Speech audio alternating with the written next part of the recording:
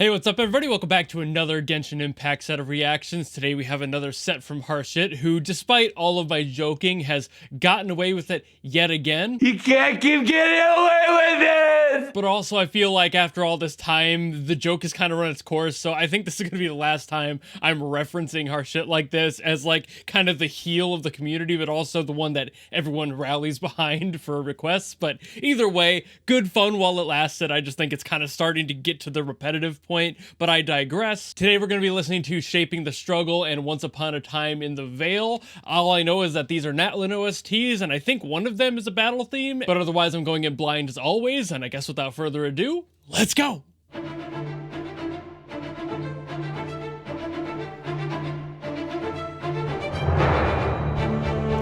This one's got to be the battle theme. It already sounds so epic.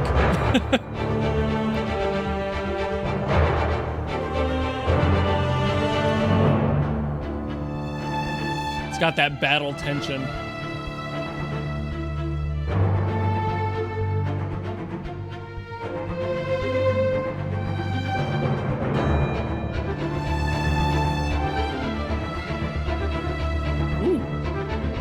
I love those trills.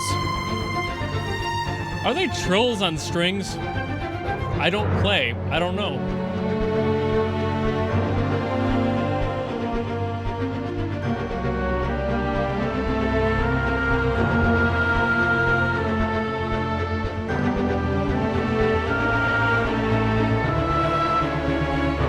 The subtle oboe.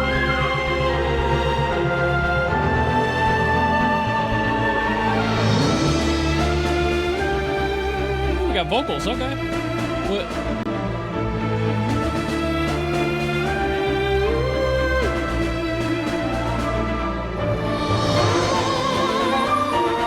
So this has the energy of a battle theme, but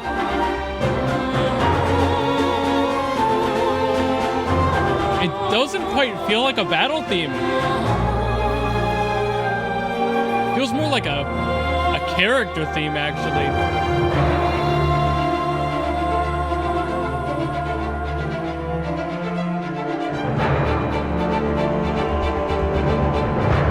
Okay, now we're back into the battle energy.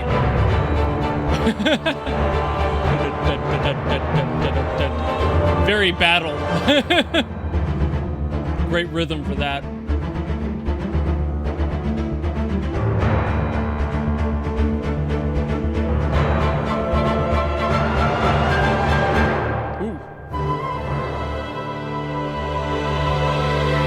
Okay, I think that was more of a trill because I'm pretty sure that was a flute instead that time. Is it a trill on strings when you do that with the notes of like doo-doo-doo-doo, like that? What is that on strings? Somebody let me know. So like I mentioned, this song definitely feels like a battle theme in the majority of it, but there's definitely that middle section, especially that middle, where it feels more like a character theme. It feels like it has more importance to the story of the song rather than just being another disposable battle theme. So this song must happen during a very specific area or during a very specific part of the game where that emotional hold is required in order to make the emotional weight of that location or the people involved feel a little bit stronger. Like in the middle, especially when the vocals showed up and things were a little bit calmer and you were kind of just feeling it out, it felt almost tragic in a way. It felt a lot more like there was some past connected to the song and the situation therein. Like for most of the song, it kind of does follow that same basic battle song formula where it's just just doing little patterns like that. These rhythmic choices that are very much like just built for tension, and like that's really it. They're just designed to be there and kind of irk you in a way, get your brain into that mode of there's something here that you need to defeat. But then in that middle section, it removed all of that tension and instead added an emotional tension instead. It leaned a lot more into swells, and I think there was even a blue note in there. And for those who have missed me talking about that in the past, a blue note is basically just like a single note that's played slightly out of tune from the rest of the key that's being played. And while I don't know if this is technically a blue note, it definitely had that feeling. There was at least one note, it could have even been two, that felt like they were played played slightly out of the key, but they still felt good. So it was probably just a relative minor or something where it just shifted the energy of the whole song a little bit, but still fit within the key. But the effect that has on a song is immense. Like, for example, in this one, it changed the entire thing from feeling a lot more of that like general tension, that high energy, that battle feeling where you're just kind of anxious for the sake of being anxious. And that's the exact point of a battle theme, is to just be there in energy. But then when you edit that and you put in something like a blue note, it kind of makes you reflect a little bit more on the emotional feeling in the song, and it changes the approach of the entire vibe of that song. And there were also little accents in here just constantly tossed around, like little glissandos on the flutes, and just, you know, beautiful little accent things to make the song feel a little bit lighter. When it started to come back in to that energy, it wanted to get out of that sadder energy, it started to add stuff like that, and it was kind of lifting you up. And that's where I was getting that tragic sensation. Like during that middle section, it definitely felt sadder. It felt like that had some sort of a history to it, and it felt like there was a reason for that portion of the song to feel the way it did before getting back into a battle theme. Like maybe it was reflecting this area's history a little bit. Maybe there was some sort of a huge battle that happened, or a ruler that was crazy or something. Something where it's just the entirety of the people that lived here were affected by a tragedy in that moment, and they wanted to reflect that in the music. It's a great world building thing, and I have a full expectation that the Genshin Impact team would definitely do that, because HOYO-MiX and all of their composers have a very firm concept of keeping that world building together and making little details like that in the world come out in the music. It's definitely their call sign in all of these songs I've heard. But the fact that it was able to transition back into a battle theme and feel a little bit more like that traditional battle theme you expect makes me feel like this song is also trying to not forget that this is still a battle theme. You know, like maybe it's the people there were affected in the past by something, and they've come to accept what has happened and move on from it and grow from it potentially, and they are still at the core their people, which may be a people that are very invested in their battles, and maybe that's why they decided to reflect it in a battle theme in this area. Because I know these areas, while sure it's a Natlan OST, there are a bunch of different people scattered throughout this landscape. That's the minor information I've gotten through just doing all these reactions, is that there are like multiple tribes in a way, and each one of them has their own history and their own stuff going on. So of course you're going to have different songs and different things to reflect in each one. So I think that that's really what happened here, and it's a beautiful way to do that. I hope I'm right on that, because I would be kind of disappointed if there was no emotional reason to include that softer section. But again, I have very much a firm belief that all the composers at Genshin and HOYO-MiX would be very much aware of that and take care of that and do it proper justice. So I think I'm correct there, but that's entirely just based off my experience listening to the songs in this area, and I hope I'm correct. But I think that's about all I got to say on this one, so I'm going to move on to Once Upon a Time in the Vale, and we'll see what that one has in store, shall we?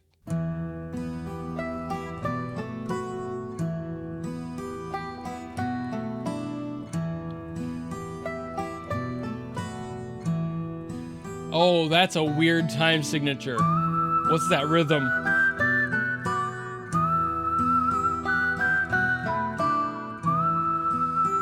I don't know why I can't pinpoint what that is. It seems like a simple time signature, but it's throwing me off.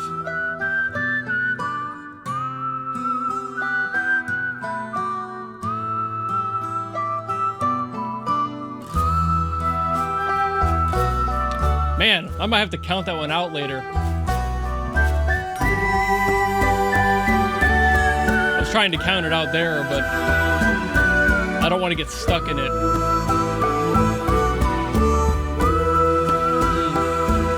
Especially with all this going on.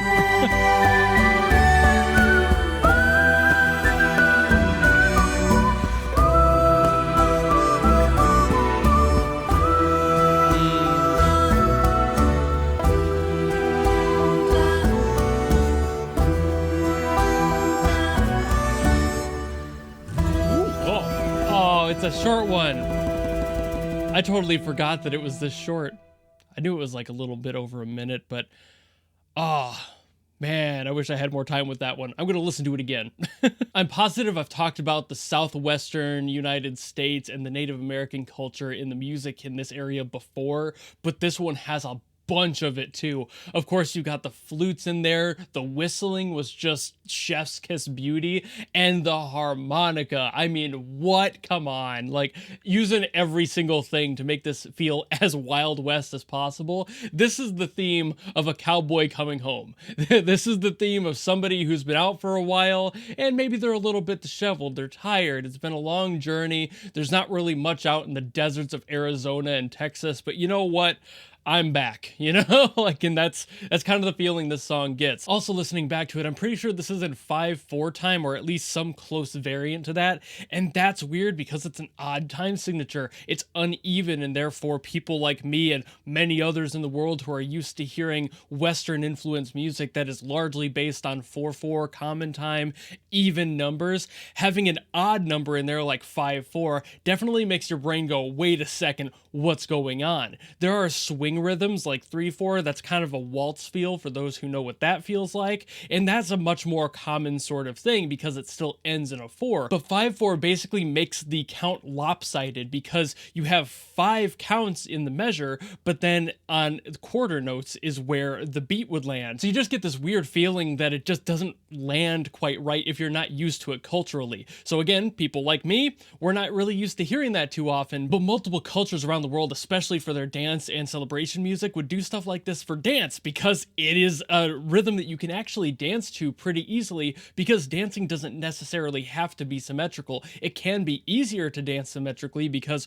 we have 2 feet and we're used to hearing that sort of solid 4 on the floor rhythm. Again, that's a cultural thing, but around the world that doesn't really matter as much. You can dance in millions of different ways, so having that sort of a restriction doesn't really make sense. So musically you can kind of do whatever you want, and this song kind of lets loose with that a little bit. And even though this song isn't really celebratory, at least not in any significant way in my opinion, it probably is doing this because it wants to sound lopsided. It wants to sound wayward, is probably the better word there. It wants you to feel like something's not quite there yet. Maybe that's you as the player entering a space that is supposed to feel like home but doesn't quite feel like home to you yet. Maybe they want to invite that feeling that there is that potential there. It's close enough to a solid rhythm that it doesn't necessarily make you feel like you're able to plant your feet in, but also it's close enough that you're like, maybe, maybe I can sit around and maybe I can chill out here. And maybe that's why it's giving me that wayward soul found home again. Like, they've been gone for a while, things have changed, it's not quite normal yet, but there's still this inviting sensation around you. The overall vibe of the area hasn't changed all too much since this person had left. It's still that feeling of like, hey, maybe I can plant my feet and make this my home again. Or they're just doing it completely arbitrarily for the sake of music's sake, you know? Sometimes composers just get a little fancy and they want to do something a little bit different and kind of experiment with these sorts of things, like different time signatures, and that is also fine. It's a little bit more of a shallow approach, but definitely doesn't mean that the song is worse in any way if that is the case. But no matter the reason they wrote it like that, I love it. I love the instruments they use, the feel it has. Again, the harmonica, beautiful. Loves me some harmonica. Beautiful playing there. Loved the flute in there as well. I mentioned that it was a Native American flute. That definitely is what it is. Native American flutes have a very distinct tone to them because they're very hollow and whistly. They have a lot of air that moves through them. Not so much tone, but that's just because of how they're made. And it adds this air around it, literal air around it, that makes you kind of just feel a little bit softer when you're listening to it. It's a piece that you really can't get with too many other instruments. It's similar to like a shakuhachi out of Japan, or really any other bamboo-based flute where it has a large chamber that a lot of air moves in, but not a lot of tone makes it through. These older ones, especially ones made out of straight up raw wood, sound different and airy because that's just the quality they give as their instrument. They're either too big to have a bunch of tone, or they're too small to be able to produce a bunch of tone. And I feel like that imperfect build quality really makes the instrument feel much more real. Just hearing something imperfect be played is so much more interesting to me as a musician. I don't want to hear a perfect performance every single time. If I wanted to do that, I would listen to some highly produced piece on a CD, a download somewhere, whatever. You know, like something that has been over processed to the point of perfection. cool. But if I want to hear a musician play their instrument, I want to hear something like this with those imperfections left alone. It's the same reason I like to hear piano pedals kind of moving in recordings as well, because it just feels like they left that there intentionally, like there's a detail that they wanted to have in there. And even if it might not be, similar to how this might not be an odd time signature because of some big brained reason, it still feels better to leave it like that and let that really breathe and speak for itself. I think it adds so much to the musical experience. But I've yapped enough about this one, so thank you all so very much for watching. If you have any other songs you want me to get to from Genshin Impact, of course leave them down in the comments below and I will do my best as always to get to them. And if you just enjoyed this video and you want to follow me and support me for more stuff in the future, you know how to do all that, and I will see you all in the next video. Goodbye!